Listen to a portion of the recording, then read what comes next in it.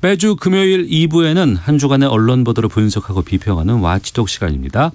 먼저 정상근 전 미디어오늘 기자 자리하셨습니다. 어서 오세요. 네, 안녕하십니까. 예, 알파고 신하 씨 외신 기자도 함께합니다. 안녕하십니까. 네, 안녕하십니까. 예, 지난 월요일 20일이었습니다. 재승인 여부를 둘러싸고 국민적인 관심이 쏠렸던 종편 종합편성 채널 TV조선과 채널 A에 대해서 방통위가 재승인을 내렸습니다. 그런데 3년과 4년짜리 조건이 붙은 조건부 재승인이었는데 정상훈 기자. 네. 어떤 조건이 각각 붙었어요?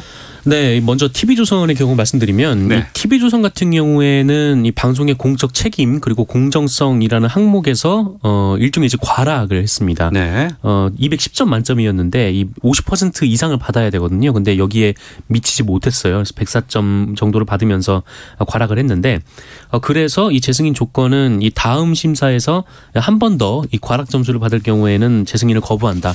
이렇게 명시가 됐습니다. 그리고 이 공적 책임 관련 사업계획서 그리고 추가 개선 계획에서 제시했던 이 계획을 준수를 하고 그리고 오보, 막말, 편파 방송에 따른 방송통신심의위원회 법정 제재를 매년 5건 이하로 유지를 하고 선거방송심의위원회 제재는 해당 2건 이하를 유지를 해야 됩니다. 네. 채널 A 같은 경우에는 점수는 모두 통과가 됐거든요. 근데 이 검언 유착 관련된 의혹이 있기 때문에 이 부분에서 이 채널 A가 재승인 의결 전에 이 방송통신위원회에 진술을 했던 내용들이 있는데 네. 이 내용이 향후 조사 결과 사실과 다를 경우 이 경우에는 재승인 처분을 취소할 수 있도록 했습니다. 그리고 이 채널 A 내부에 이 윤리강령, 방송강령 등을 재정비하고 이제 내부 규정을 위반한 이 기자 PD에 대한 징계 규정도 강화하는 것도 조건으로 포함이 됐습니다. 네, 알파고 기자. 예. 이 종합편성 채널의 재승인 여부는 방송통신위원회에서 결정을 하잖아요. 맞아요.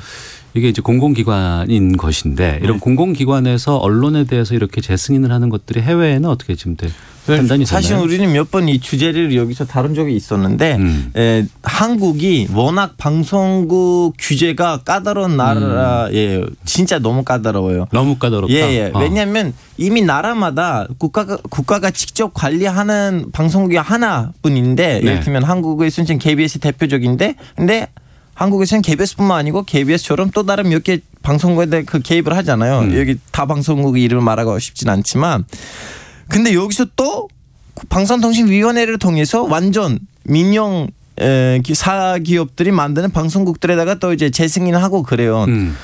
해외 사례는 방송국들이 무슨 잘못을 하면 뭐 이제 좀 며칠 동안 방송 중지라든가 아니면 어마어마한 돈으로 예. 벌을 주고 그래요. 왜냐하면 방송국을 만든다는 자체가 너무 쉬운 일 아니고 그렇죠. 방송을 만든다고 하면 바로 이렇게 사람들 모이고 만드는 것이 아니다 보니까 그 벌을 잘못을 했을 때 그 채찍이라고 해야 되나 네. 그런 다른 걸로 사용하고 있어요. 재승인 여부 이런 걸로 채찍을 하는 것이 아니고 잘못하는 것이 있으면 그때 과징금을 물린다거나 네. 아니면은 영업을 중단시킨다거나 아니면 너무나 제일 까다로운 경우 터키는 지금 민주주의적으로 법치주의적으로는 한국이랑 비교도 안 되잖아요. 네.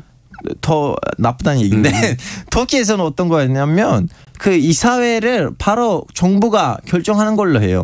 방송국이 재승인한다 안 한다 아니고 네. 그 이사회에다가 바로 관리인으로 보내요. 이런 식으로 해요. 네.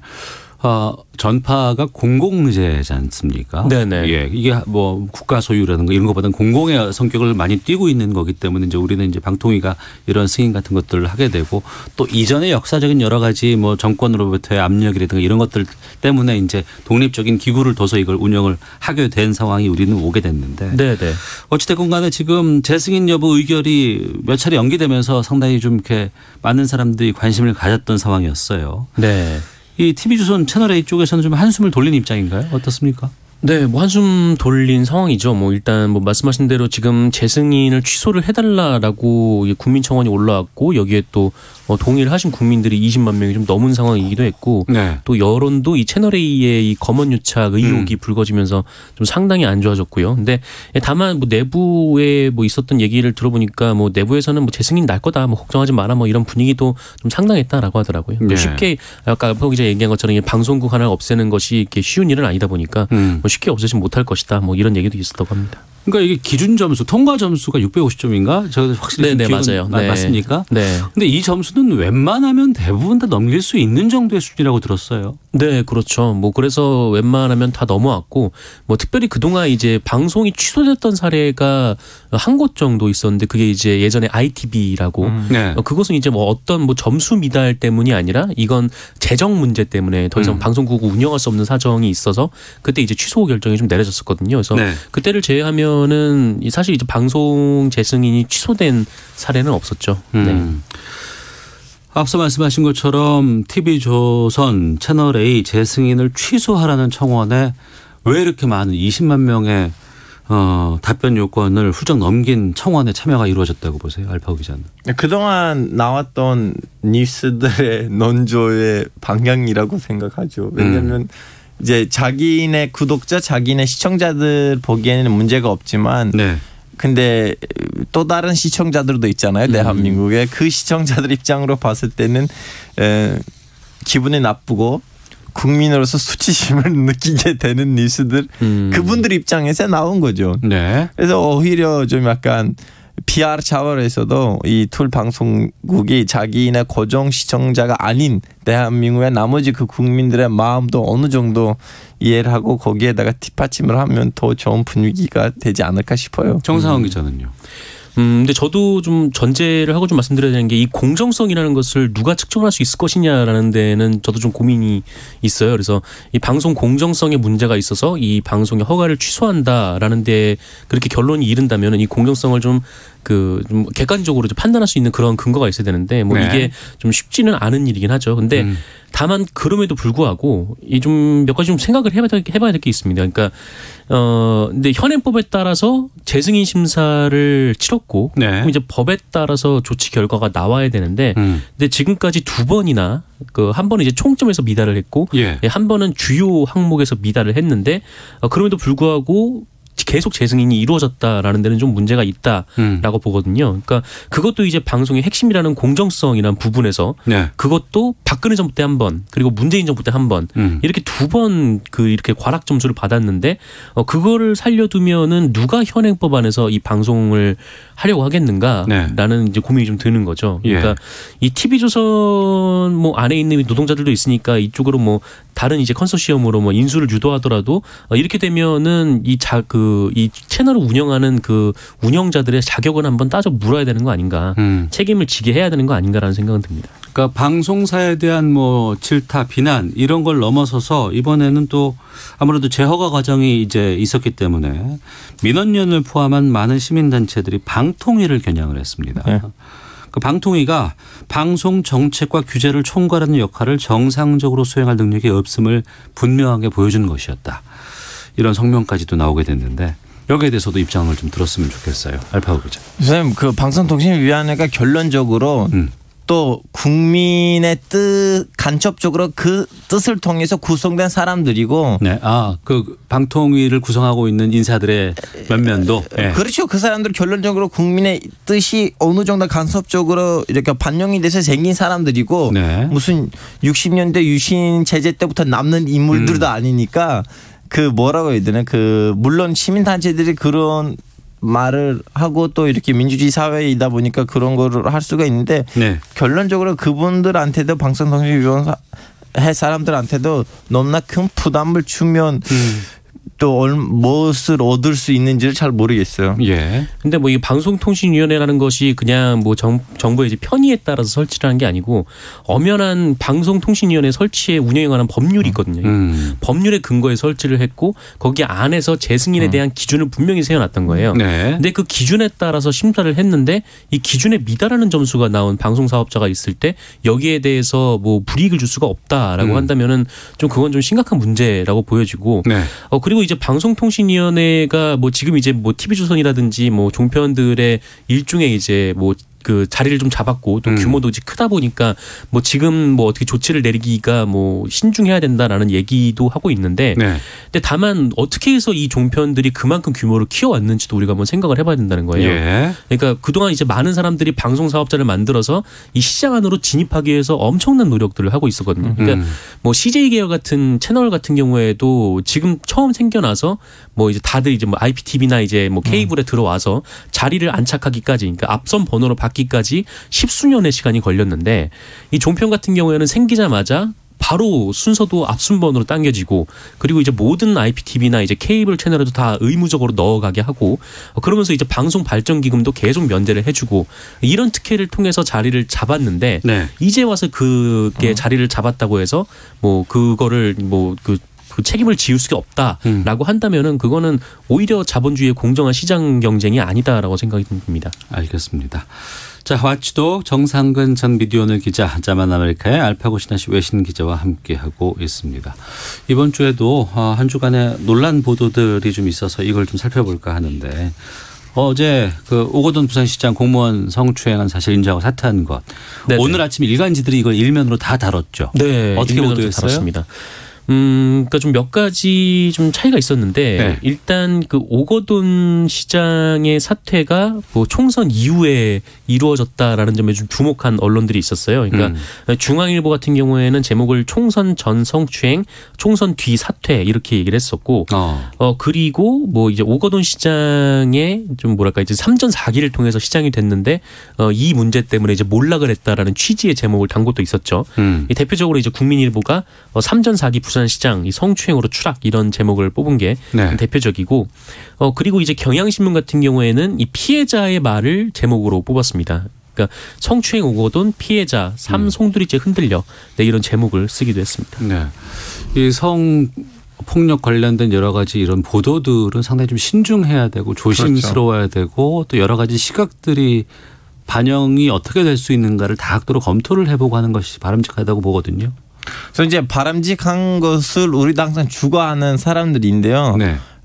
저는 뭐라고 해야 되나 지금 할 말이 있었던 상황이 바람직하다 않다를 판단하는 거 아니고 네. 왜 이런 현상이 벌어진지의 좋습니다. 그 과정을 설명하는 건데 오해하지 않고 정치자분들이 알파고 이상한 사람 아니냐 하지 않았으면 좋겠어요. 예. 이런 기사들의 제목들이 다양하게 나오는 이유는 그 누구도 물론 일부 사람들이 예상을 했지만 그 누구도 예상하지 않는 정선 결과예요. 이 정도로 민주당 계열이 국회를 장악할 건지를 누구도 예상하지 않았어요. 물론 일부 몇 명이 있었지만 그러다 보니까 다음에 이 사건이 터지잖아요. 예. 이제 그리고 부산이 보수의 성들 중에 하나이거든요. 튼튼한 요새예요. 부산이 보수에. 또 거기서 그런 사건이 터지니까 사람들이 자기도 모르게 이 사건을 해석하는 차이가 생기죠. 물론 우리는 성추행 사건들이 나올 때마다 무조건 피해자의 편을 들어야 되고 그분의 시선에서 이 상황을 봐야 되는데 네. 이제 종합적인 요소들이 이렇게 작동되다 보니까 일부 언론사들이 바람직하지 않는 제목들을 달기도 했죠. 정상훈 기자는. 네.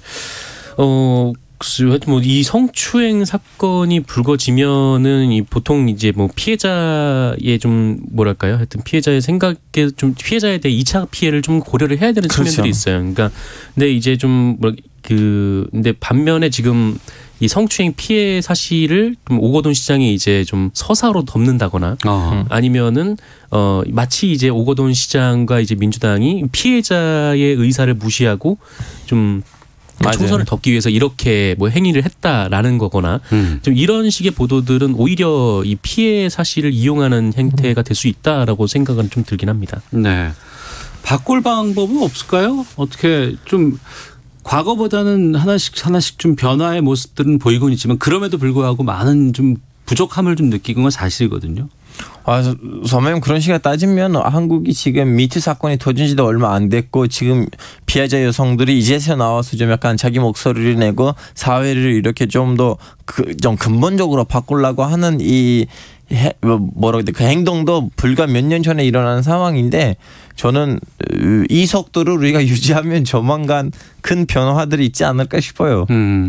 하나씩 변화가 되고 있다. 하지만 네. 그럼에도 부족한 건 사실이다. 그거는 물론 이제 현재는 부족하다는 건 사실이에요. 네, 뭐 미투가 이루어지면서 좀 개선된 측면도 있지만 좀 성인지 감수성에 대해서 좀 언론사 데스크들도 한번 고민을 해봐야 되는 거 아닌가. 네, 이번에 이번 사건이 좀 불거지면서 뭐 한겨레라든지 네. 이 부산일보가 이 피해자의 신상이 드러날 수 있는 기사 내용을 기사 안에 좀 넣었어요. 네, 그러니까 네. 이것이 뭐 어떤 뭐 시장과 직원과의 관계다. 뭐 이것은 뭐 권력에 의한 위계를 보여줄 수 있는 뭐 하나의 뭐 예가 될 테니까 뭐 직원이라고 하는 것까지는 괜찮은데, 근데 이 사람을 특정할 수 있는 어떤 단서들을 안에 넣었다라는 그렇죠. 것이죠. 그래서 그런 부분들은 좀 주의를 기울여야 되고, 이게 좀 뭐랄까요. 하여튼 이 성추행 사건 같은 경우는 굉장히 좀 어렵지만 어쨌든 이 피해자의 신원이 최대한 이제 보장이 될 수 있게, 그러니까 2차 가해가 이루어지지 않을 수 있게 하는 것이 가장 중요한 기본이라고 생각을 합니다. 알겠습니다. 하나만 더 보고 마치도록 하겠습니다. 문화일보가 사설에서 뭔가 코로나19 관건선거 의혹 관련된 사설을 실었다가 이것을 바로잡았다는 보도가 나왔어요. 정리해 주시죠. 네, 이 총선 전인 3월 30일에 이 사설을 하나 실었는데 이 제목이 그래프 왜곡하고 가짜 뉴스도 이 코로나 관건 선거 놀이나, 이런 제목의 사설이었습니다. 그러니까 여기서 정부가 이 코로나19의 일일 확진자 그리고 완치자 추이 그래프를 왜곡하고 조작했다, 이렇게 문화일보가 주장을 했어요.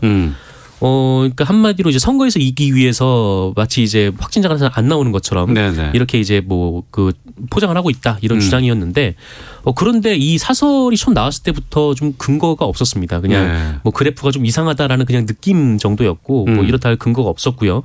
그러니까 결국 총선이 지난 후에 이 문화일보가 정정 보도를 낸 거죠. 그래서 문화일보가 이 사설에서 언급했던 왜곡 조작은 사실이 아니며 뭐 진단키트의 FDA 사전 승인도 이 한미 정상 통과로 후속 조치로 이루어진 것이다라면서 이 불순한 관건 선거 시도와는 무관한 것이므로 바로잡는다, 이렇게 얘기를 했습니다. 네. 우리가 일반 기사와 사설은 다르죠. 그렇죠. 다르죠. 네. 어떻게 다릅니까? 아니, 사설은 거기서 이제 개인의 생각이죠. 기사는 이제 기자가 가서 자기네 이제 성, 정여, 그리고 민족, 국적을 다 떠나서 너무나 생 눈으로 본 것을 보고를 하고 국민한테 알려주는 거예요. 그래서 사설하고 기사의 차이점을 우리는 좀 깨달았으면 좋겠어요. 가끔씩 우리는 언론사를 사설을 가지고 때리긴 한데 한 언론사에서 다양한 사설들이 있다는 거는 그 언론사가 대단하다는 거예요. 사설은 다양할 수밖에 없는 건가요? 아니면 그럼에도 불구하고 사실을 근거를 하고 이렇게 잘못된 것들이 나오면은 바로 잡아야 되는 건가요?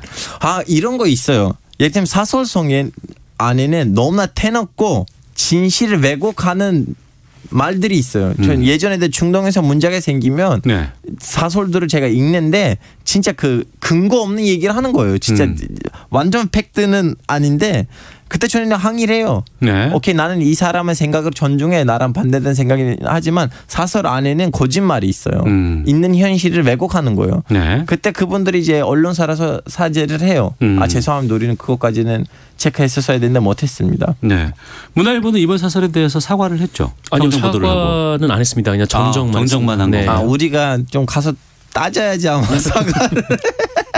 여기에 대해서 정상환 기자는 어떻게 보셨어요? 그러니까 저는 이게 사설이니까, 그러니까 좀 차라리 사설에서 이 코로나19 방역 대책이 어떤 이유로 잘못됐다라고 본다. 뭐 우리는 뭐 이에 따라서 미래통합당을 지지한다.